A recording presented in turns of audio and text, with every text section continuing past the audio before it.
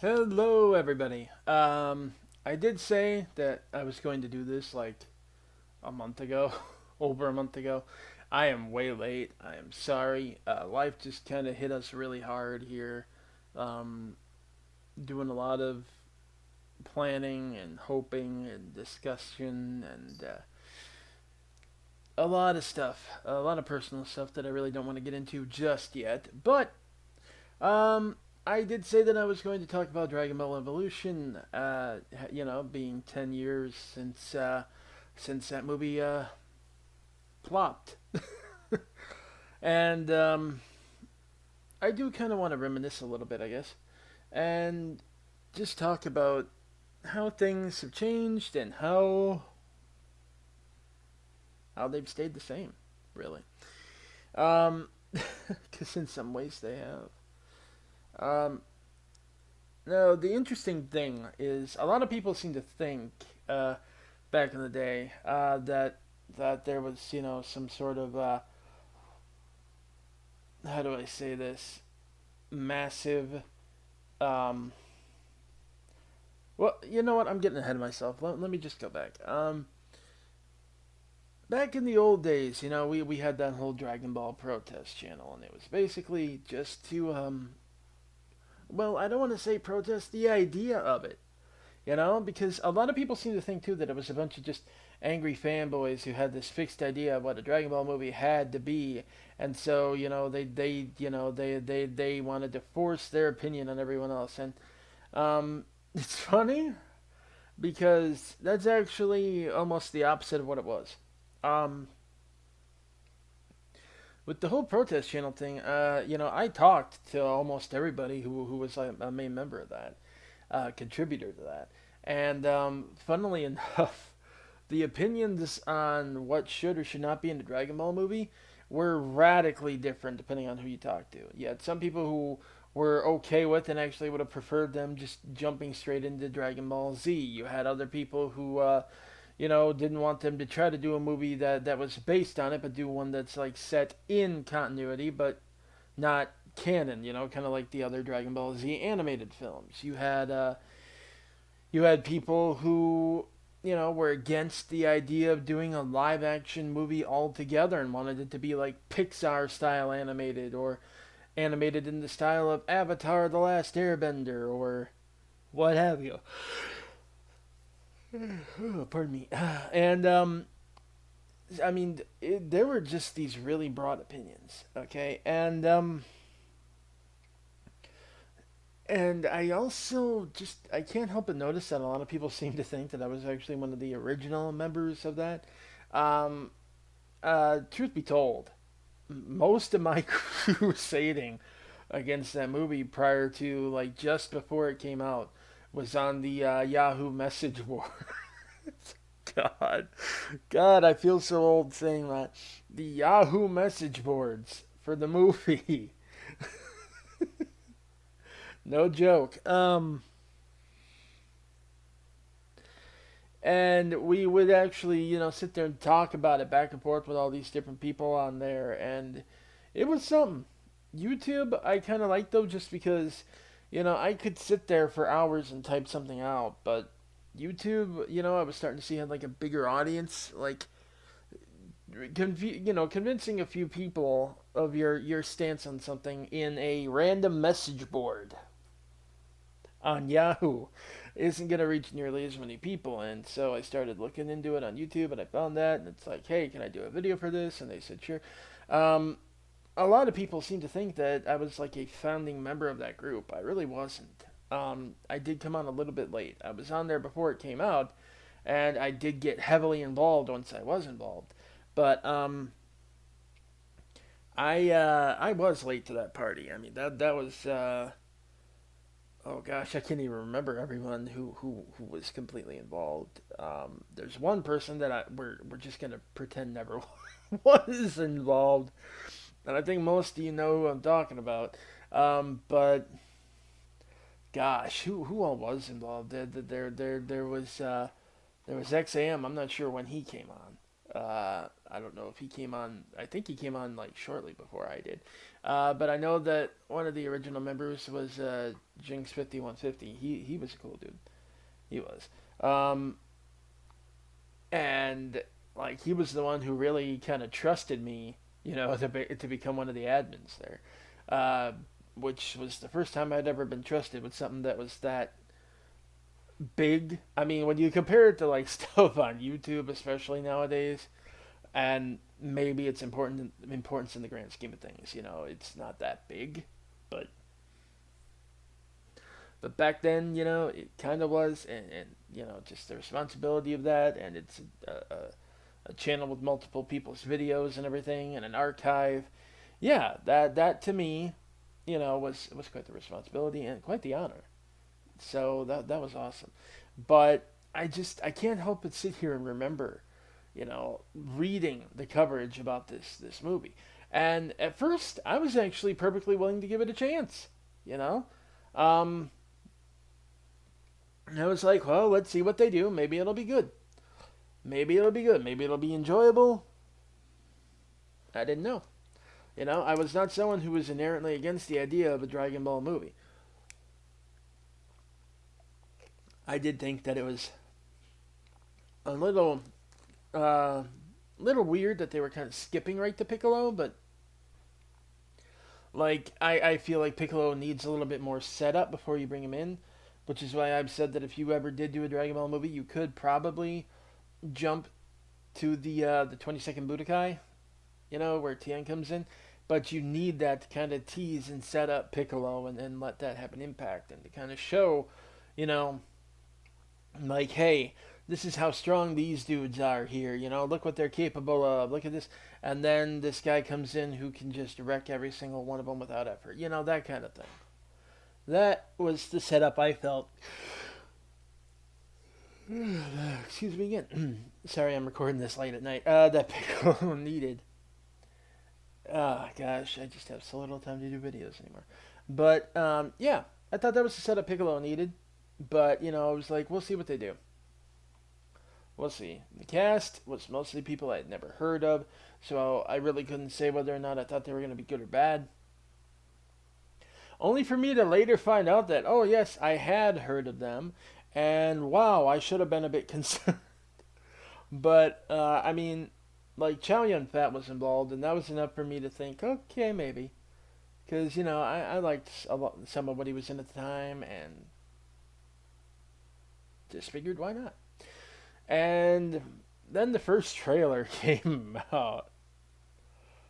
And that, to me, was like the ultimate nope, okay, nope, we're done. We're not giving this a chance. And then I started reading interviews and everything. And it's like, oh, wow, we are, this is a big no. Like, it started becoming increasingly clear that these people who kept talking about their love for the series and how they used to watch it all the time had no idea what it was even about. And for a series that they loved so much, they would talk crap about it. Like James Marsters, and this is something I will never let go of. I don't give a crap, what's happened since then. I don't even give a crap that they let him do a voice in Super. I really don't. That man legit sat there and said that, yeah, when you compare it to Dragon Ball Z, it sucks, but when you compare it to the original Dragon Ball, the movie, in comparison, kind of kicks ass. Like, wow. And see, the reason I don't let that go is because at that point he wasn't on like the movie's promotional tour anymore. It wasn't a case of him just promoting the movie because of promoting the movie. That almost sounded like a genuine opinion, and that's a genuinely bad opinion, James. I'm sorry. Oh wow. But yeah. So we did our thing, and we made it very very known that we, as fans of the series, did not appreciate this. We did not approve of this.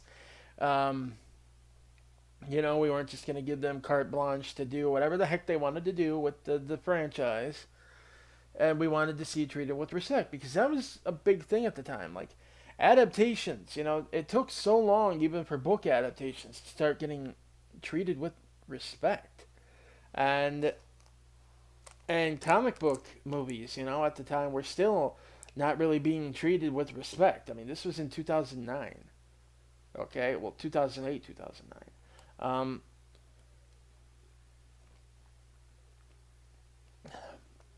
we had finally just gotten like Iron Man and Batman Begins and The Dark Knight and all that. Like it was only just starting to get there, but by and large, it still wasn't. So wanting this for that, it was understandable, especially since Hollywood was sniffing around anime a lot more. Like that was when they first started talking about an Akira movie. They started talking about a Naruto movie, even. They started talking about all kinds of anime adaptations. Ghost in the Shell and Death Note were actually being talked about all the way back then.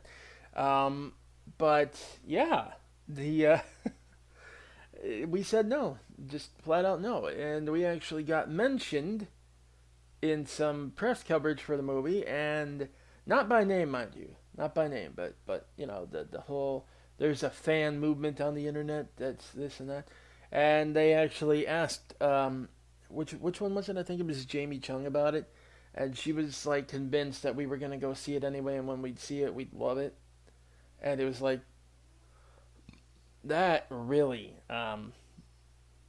upset people. I'll say that much. But yeah, and then came the whole review drama and everyone saying, "Oh, this movie was amazing and this was just like the series and you guys didn't know what you were talking about." And it's like that's not like the series. How would you know you haven't seen it? And that was also when people finally discovered that there were sites that would host movies online.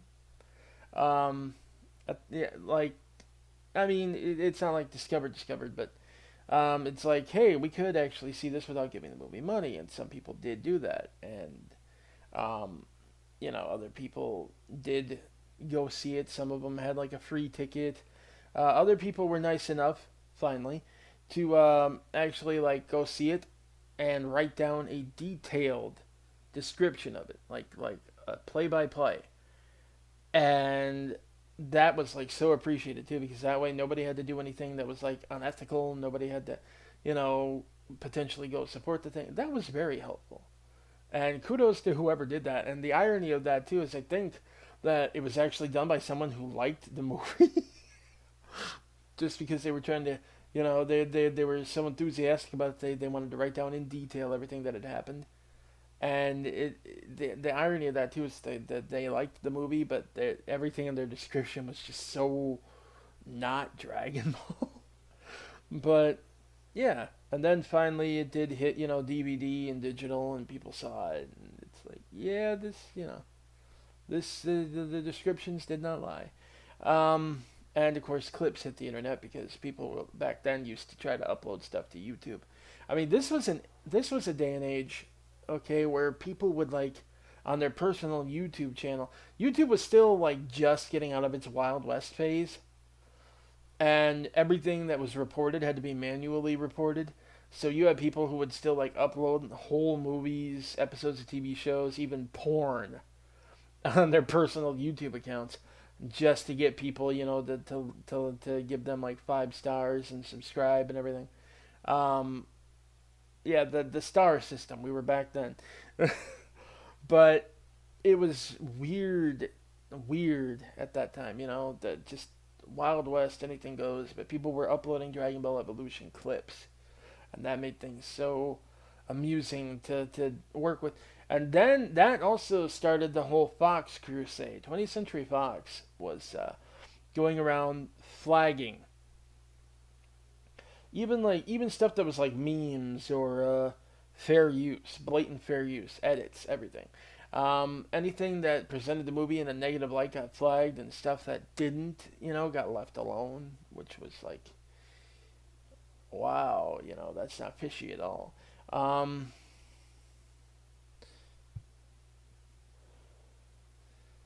yeah, it was a heck of a time.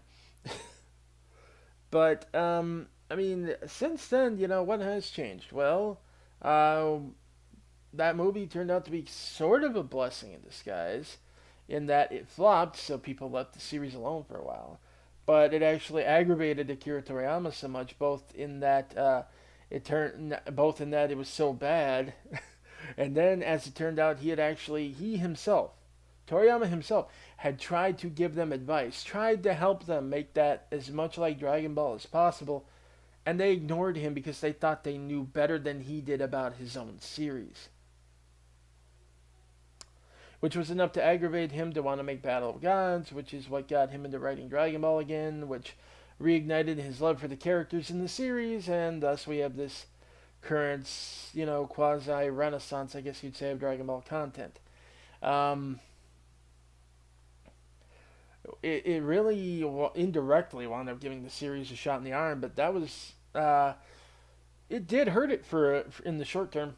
Like there were a lot of people who didn't know what it was, but they said that if it was that stupid, they were passing on it. Um, Basically, fanboys of other series grabbed a hold of that to use it as ammo to start mocking people. It was an ugly thing for a minute there. Um, and not to mention all the interpersonal drama, the arguments, the people fighting back and forth. Uh, One of my favorite things to see though after that was when a blatantly bogus report of James Marsters confirming a sequel, a sequel is definitely happening, came out, and that it was going to focus on Dragon Ball Z. Seeing all these people who said that, it's an adaptation, they don't have to get everything, even close to being accurate, start breaking out their lists for what they had to get right now that they were touching Dragon Ball Z. Oh man, that irked me so bad, and I was like very vocal about it back then too. Like, it's kind of hypocritical how when it's touching Dragon Ball, they can do whatever they want, but the second that it comes close to touching your precious Vegeta, or your precious Cell, they have to do it 100% right, or else, you're not gonna see it, and it's like, okay. But yeah, back then it was something. All kinds of drama. That's how everybody wound up meeting Doug 8798. I don't even know what he goes by anymore. Um, that got weird for a while, man. Like people threatening to beat people in the head with baseball bats over a movie. It was wild. Someone legit tried to jump someone over it. Wild, just unreal. And it's the kind of antics that in today's like internet world and everything, that kind of thing would have been like spread all over the place. And thank God it didn't, because that is the last thing that this fandom really needed added to its reputation. But man, um, but yeah, I do kind of also want to talk about things that really haven't changed much since then, and why I think that's not necessarily a good thing. Rather ironically, when we started getting all these genuinely good adaptations, um, something happened to the film going public. It's almost like with the Marvel movies and everything, people just got so used to things being a good adaptation, you know, and that they'd give literally any movie that came out, quote unquote, a chance. And what I mean by that is they would give it a chance in that they would still go see it. No matter how bad it looked, no matter how bad the trailers made it look, they're like, well, I'm gonna go see it. It could be good. And then they go see it and they'd be like, well, it was entertaining and everything, and I guess it was pretty accurate, even if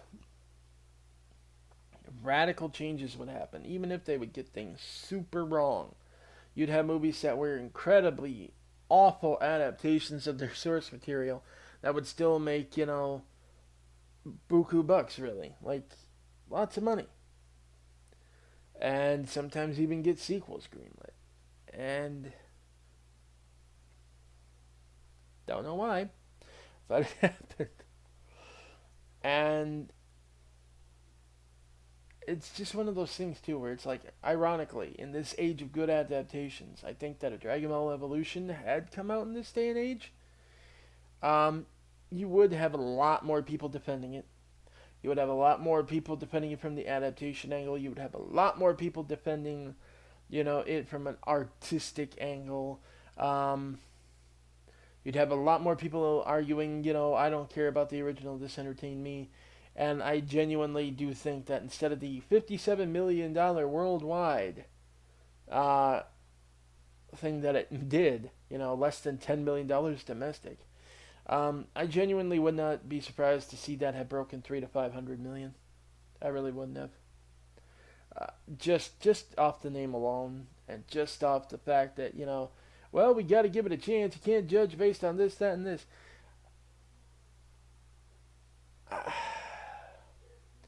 I mean, look, not to get fanboyish here, but look at the DC movies, okay? Um, what happened? Batman v Superman. Every indication was that it was not going to be a good movie. Reviews came out. Oh no, this is not a good movie. What happens? People still went to see it and got it up over what was it? What was it like $800 million or something like that? Suicide Squad comes out. Also, all signs pointing to it being kind of a lackluster film, and still made a crazy amount of money. Like, it took until Justice League was finally going to drop for people to finally say, yeah, I don't know about this, and stay home. And even then, Justice League made a heck of a lot of money. It just wasn't enough based on what was spent to really, fully justify anyway, the cost of making it and marketing it and everything else, which is why they finally stepped away and decided, hey, maybe we need to rethink things.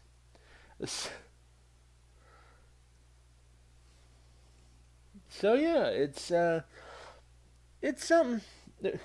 It's something in this day and age. I don't know if it would have been quite the flop that it was back then.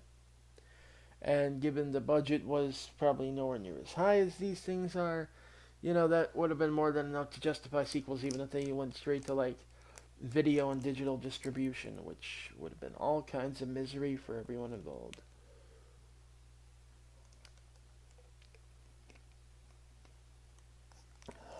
But again, I digress. I'm just glad though that we did finally, and I wish it's something that I could see fandoms do again. Like,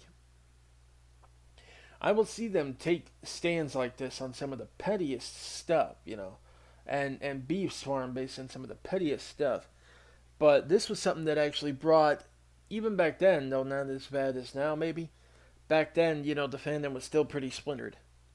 And now, arguably even more so. But back then, the fandom was pretty splintered, and that was something that really brought most of it together. I mean, you had a select few out there who wanted to support it no matter what, formed their support channels and everything else, and which actually became part of their problem because nobody who started one wanted to shut theirs down and like roll into one main support channel or whatever. So there were like five of them at the time, I think, and they were all split. And it was also funny to watch some of the reviews and everything that they would post because they would like, you could tell someone was BSing about that because they'd contradict each other about what happened in the movie. So it's like, why are you lying? Why are you dudes lying? You're lying to people. Stop it. But I digress. But yeah, it was something, and it did get Toriyama to get back involved with the franchise. So in that sense, I am very grateful to it. I am. I just